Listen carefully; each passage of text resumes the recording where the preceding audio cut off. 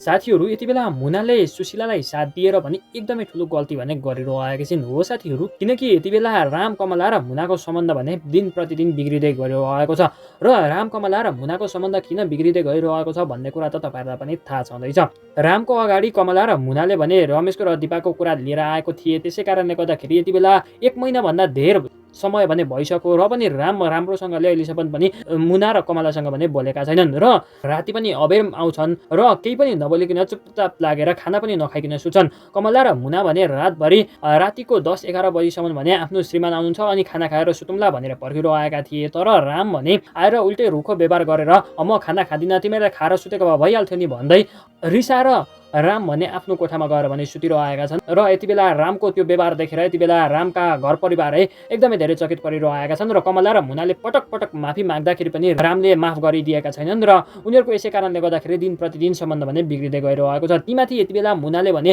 सुशीलालाई पहिला भगाउनको लागि साथ दिने निर्णय भने गरेकी छिन्, तर यो मुनाले भने एकदमै ठुलो गल्ती भने गरेकी छिन्। अब सुशीलालाई पहिला जानको लागि मुनाले साथ दिएको कुरा त रामले पक्कै पनि रामले चाल पाउनेवाला छिन्। त्यस पछाडि भने जसरी रामले सृजनालाई पहिला भगाउँदाखेरि श्रुतिलाई घरबाट निकालेका थिए, त्यसै गरी अब मुनालाई पनि रामले भने घरबाट भने पक्कै पनि निकाल्नेवाला छन् र राम कमला र मुनाको सम्बन्ध यसरी नै अगाडि बढ्दै जाने हो भने, यसरी नै दिन प्रतिदिन बिग्रिँदै जाने हो भने उनीहरूको सम्बन्ध पक्कै पनि डिभोर्ससम्म भने पुग्नेवाला छ। साथीहरू, राम कमला र मुनाको कुनै पनि हालतमा डिभोर्स हुनु हुँदैन, उनीहरू जसरी भए पनि अब एक हुनुपर्छ भन्ने तपाईँहरू पनि चाहनुहुन्छ भने हाम्रो यस भिडियोलाई एक लाइक गरेर कमेन्ट सेक्सनमा राम कमला र मुना लेखेर हाम्रो च्यानललाई पनि सब्स्क्राइब गर्न चाहिँ पक्कै पनि नबिर्सिनुहोस् त। त्यस्तै साथीहरू, उता दिपाको पनि टिकोटालो भने भइसकेको छ र अबको 15 दिनभित्रमा दिपाको र त्यो केटाको भने बिहे हुने कुरा भने पक्का भइसकेको छ, तर मलाई जहाँसम्म लाग्छ यो बिहे भने कुनै पनि हालतमा हुनेवाला भने छैन। र यता रमेश भने अब मर्नु न बाँच्नुको अवस्थामा पनि पुगिसकेका छन् र उनी अब यो अवस्थामा पुगिसके पछाडि अब उनी केही